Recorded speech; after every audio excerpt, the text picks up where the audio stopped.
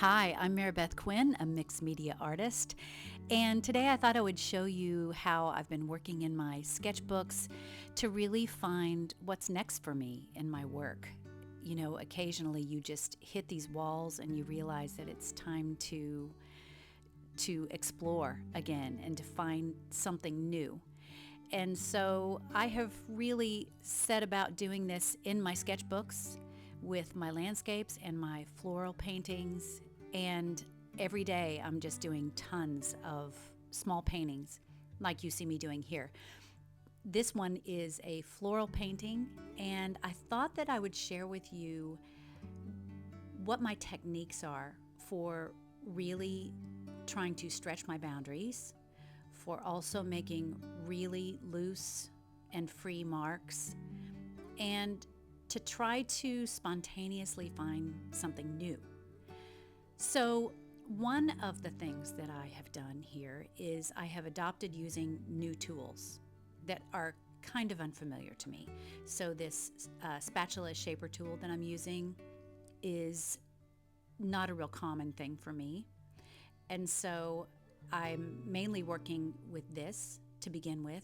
And then later I come in with a rigger brush, which I don't use on a regular basis at all. So I've been using the unfamiliarity of these two tools as a way for me to try to find new ways of moving, um, new new strokes that I can make with the brush, new movements that will produce new marks.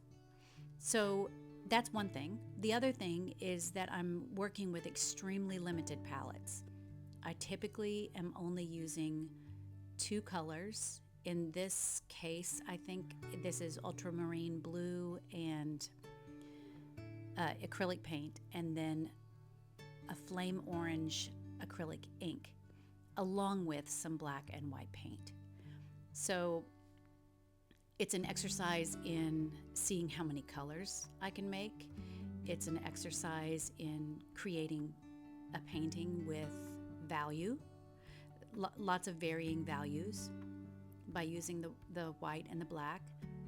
And the color palettes are just another thing for me to explore, finding ones that really work well for my florals, as well as finding palettes that are really great for my landscapes.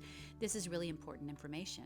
And so as I'm going along here, one of the things that I'm making sure that I do is that I move quickly. The reason I move quickly is because it keeps me from overthinking.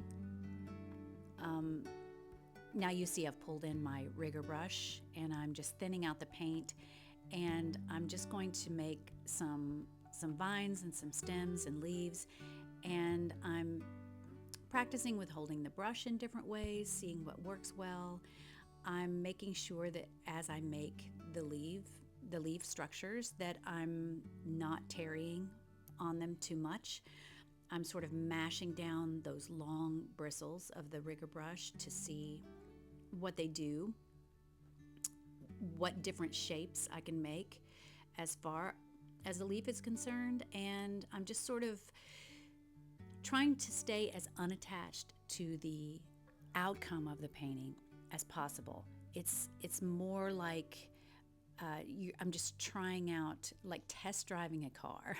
I'm just seeing what happens when I do this or when I do that, as opposed to trying to make sure that I'm driving really well or driving to a great place. It's more about seeing how the car works. So I don't know why I chose a car analogy. I don't really care much about cars, but it is something that we're all familiar with, I guess.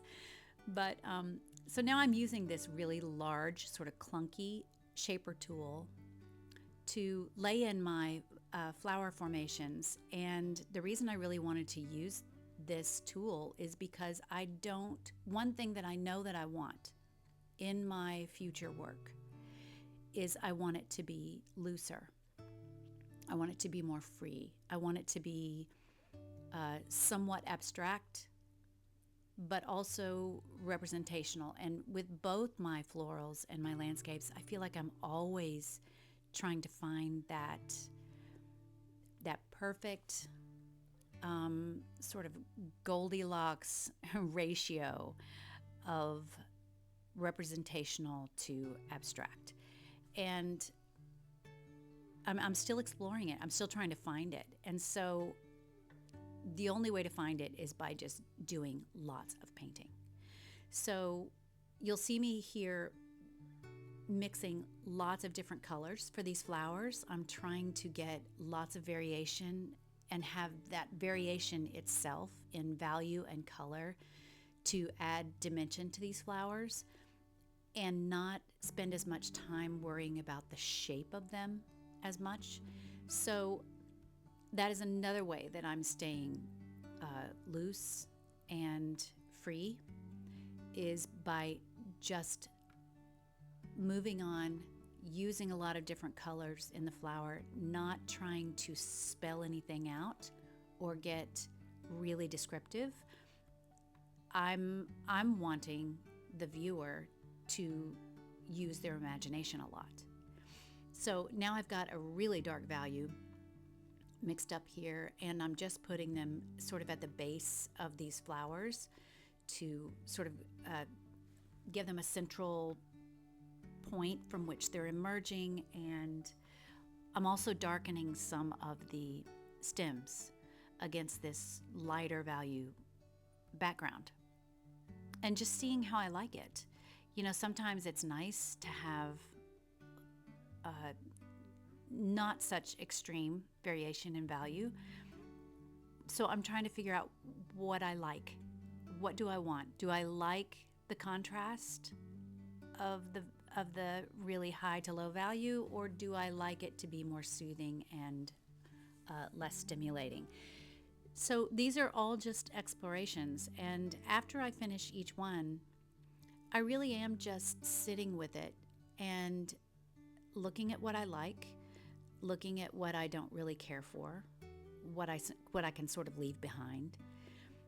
And I'm trying to be very, very conscious about what is emerging. Just because something emerges doesn't mean I have to carry it forward. So I really am trying to be contemplative and even write out some questions. You know, what do I like about this? What do I not like? What worked? What didn't work? What made the painting more loose and free? What tended to sort of grow roots, and no pun intended, but just sort of grow roots and stick into the ground in a way that held it in place that I didn't like? So figuring all these things out, I don't think is necessary to keep painting. You don't have to, but since I'm in a place where I'm really trying to find what's next for me, it is utterly necessary if I want to be in alignment with what my creative self is reaching for. Like, if that's something that's not really known to me, then I want to know that. I want to pay attention to that and find questions that I can ask, things that I can do that will help me illuminate that to myself. So now you just see me trying different things, like some drips and adding in, you know, I've used this flame orange acrylic ink throughout the whole painting, but everything has gotten very desaturated. And so now I just added in that full strength hue, and it really adds a nice pop. So I'm just finding those elements. You know, I kind of like the whole painting to be a little bit more desaturated and neutral, and then add in the hue at the end.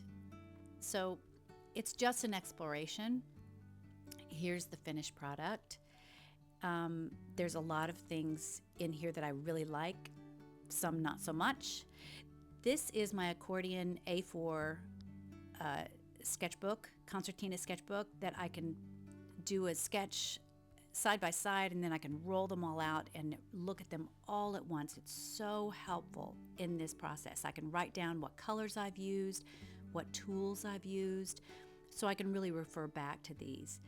So I hope this was helpful, and if you would like to know about any of my upcoming classes, I would love to have you join me. You can sign up using the link below. I also have a list in the description of the materials that I used, and also a link to my favorite materials and tools on my website. So as always, I really appreciate you spending this time with me, and I hope that this video was helpful in introducing some ways that maybe you could stretch your boundaries a little bit and find something new in your work.